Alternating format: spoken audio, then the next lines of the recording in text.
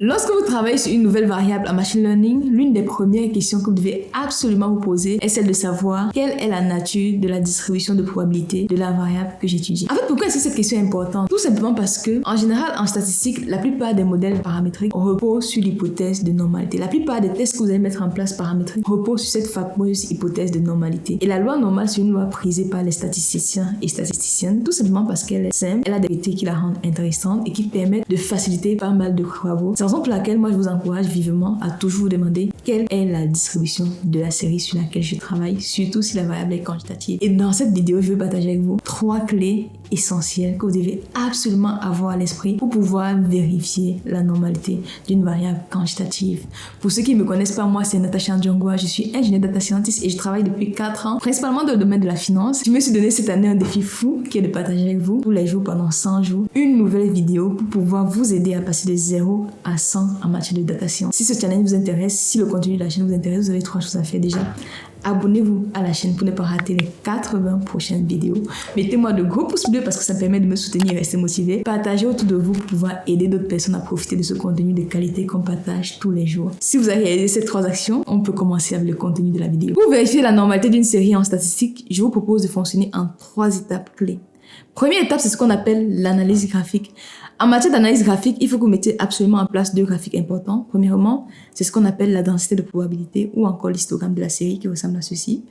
En général, la loi normale est connue comme étant une courbe en cloche qui est centrée autour de la moyenne et symétrique. Voilà les caractéristiques de la loi normale. Donc, si vous faites l'histogramme ainsi que la densité de la loi que vous travaillez, de la variable sur laquelle vous travaillez, et vous vous rendez compte que la variable est symétrique et qu'elle est centrée autour de la moyenne, elle ressemble un peu à une cloche, ça peut donner déjà des indices sur le caractère normal de la variable ou pas. Donc, premier critère, je fais mon histogramme, je fais la densité.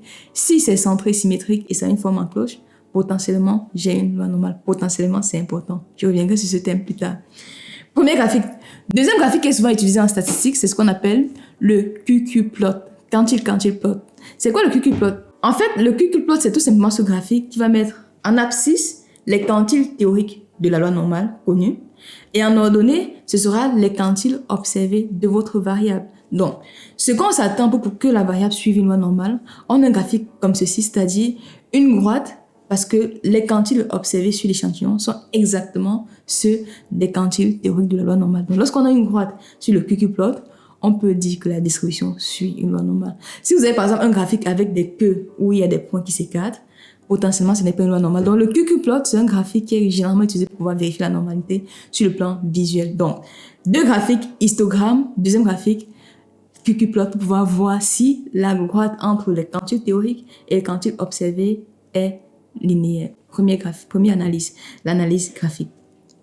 Une fois que vous avez mis en place des analyses graphiques, deuxième étape, je vous recommande de calculer des indicateurs essentiels comme le skewness et le kurtosis. Ok, je vous explique ce que c'est. En gros, le skewness, c'est cet indicateur qui permet d'analyser la symétrie d'une variable. La loi normale est connue comme étant une loi symétrique, dont son skewness est égal à 0.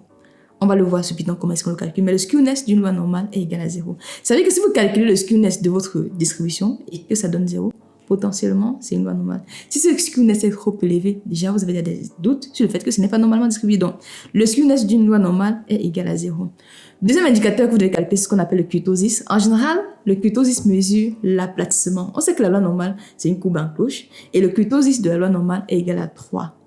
En général, les logiciels vont implémenter l'excès de kurtosis. Donc, si c'est l'excès de kurtosis que vous calculez, l'excès de kurtosis qui est le kurtosis moins le kurtosis d'une loi normale doit être égal à 0. Mais retenez juste que vous devez calculer le kurtosis égal à 3 ou l'excès de kurtosis qui est égal à 0. On reviendra sur le notebook pour préciser ces termes techniques. Donc, kurtosis égal à 3 pour une loi normale. Si je calcule mon skewness, j'ai une valeur proche de 0, je calcule le kurtosis, j'ai une valeur proche de 3, alors j'ai potentiellement une intuition sur le fait que la variable suit une loi normale, parce que la loi normale est centrée et symétrique.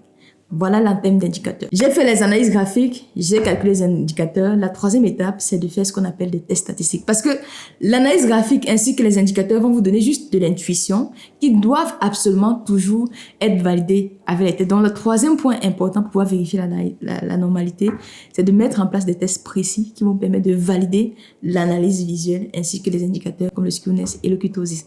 En matière de tests, il y a 3 tests que je vous recommande. Ils sont les tests les plus populaires. Le premier test, c'est le test de Shapiro-Wilk. En fait, ce test, c'est le test le plus utilisé parce que c'est l'un des tests les plus puissants pour pouvoir vérifier la normalité d'une série. En général, il est recommandé d'utiliser le test de normalité de Shapiro seulement si votre échantillon est de petite taille ou de taille moyenne. En général, ça fonctionne bien sur les petites tailles et c'est moins efficace sur les grandes tailles. Donc, si vous avez un jeu de données qui est de petite taille, vous allez me demander quand est-ce que petit est petit. Mais si votre base de données n'est pas trop grande, vous pouvez mettre en place un test de Shapiro. Comment ça s'interprète? Si la p-valeur du test est inférieure à 0,5, alors la distribution n'est pas normale. Si la p-valeur est supérieure à 0,05, votre distribution est normale et ça confirme les analyses visuelles que vous avez faites. Donc le test est là pour confirmer les analyses visuelles qu'on a déjà fait. Premier test, le test de Shapiro. Étant donné que le test de Shapiro est efficace uniquement sur des petits et moyens échantillons, le deuxième test que je vous recommande, c'est ce qu'on appelle le test de Kolmogorov-Smirnov. C'est quoi le test de Kolmogorov-Smirnov? C'est tout simplement ce test qui va comparer la distribution de votre variable à la distribution théorique d'une loi normale. Et en général, le test de Kolmogorov-Smirnov est adapté sur des grands volumes de données.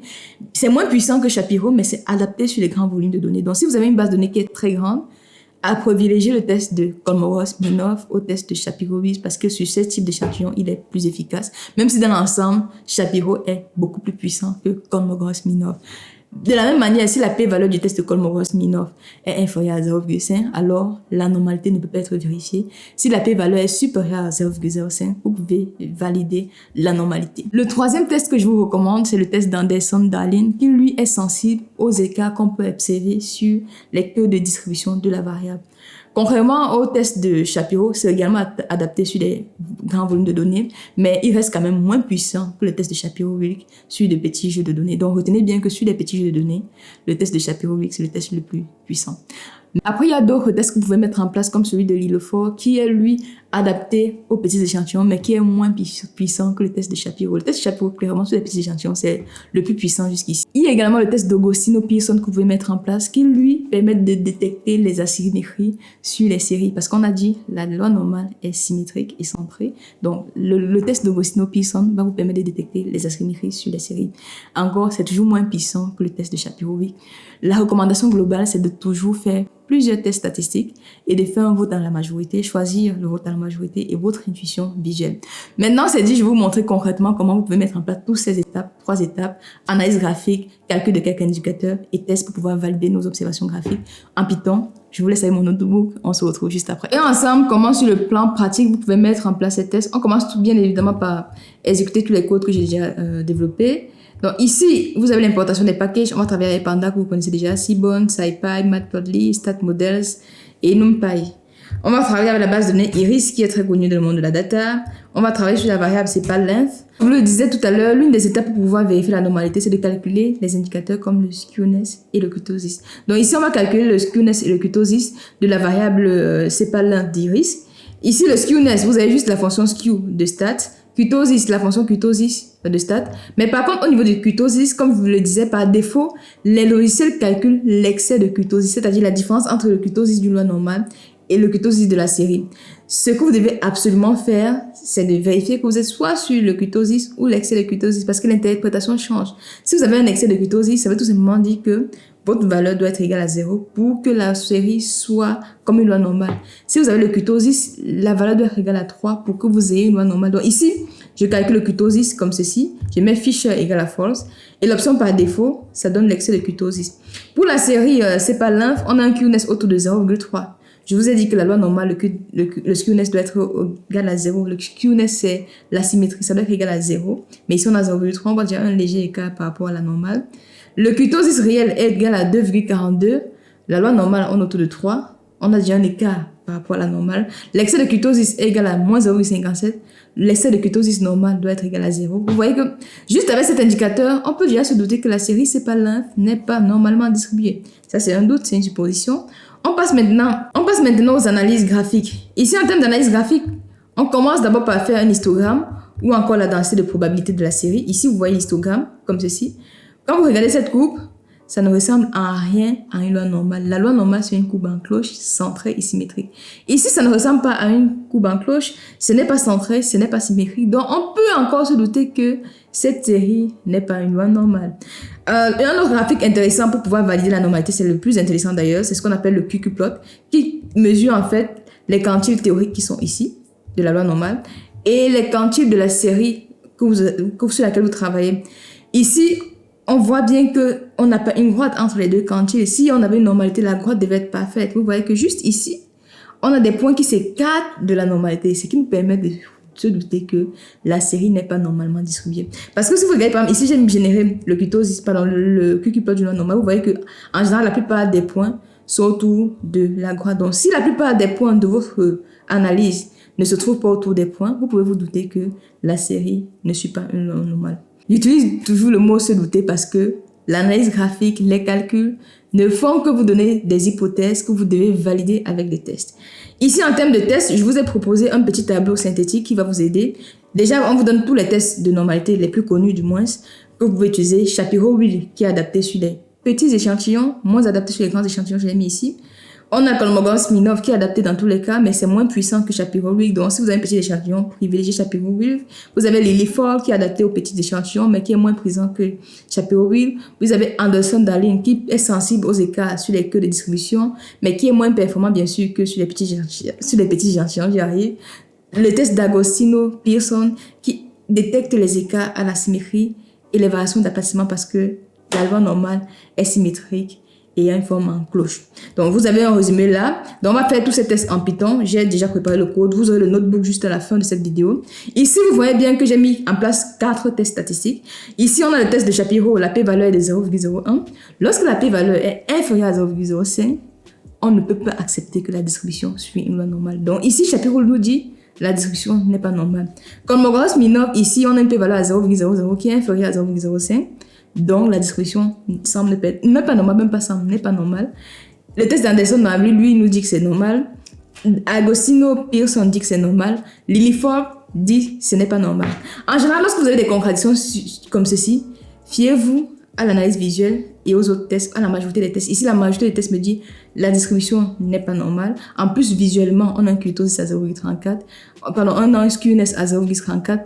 On a un kurtosis à 2,4. C'est loin d'être une distribution normale. C'est la raison pour laquelle je dis la variable C/Length n'est pas normalement distribuée. Voilà les 3 points clés que vous devez retenir sur la normalité. On commence toujours par une analyse graphique avec un histogramme et une densité de probabilité qui doit être centrée et symétrique.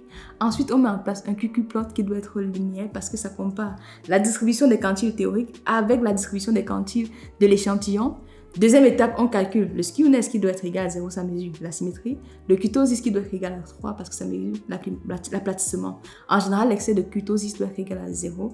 Troisième étape, on valide nos analyses visuelles à partir des tests.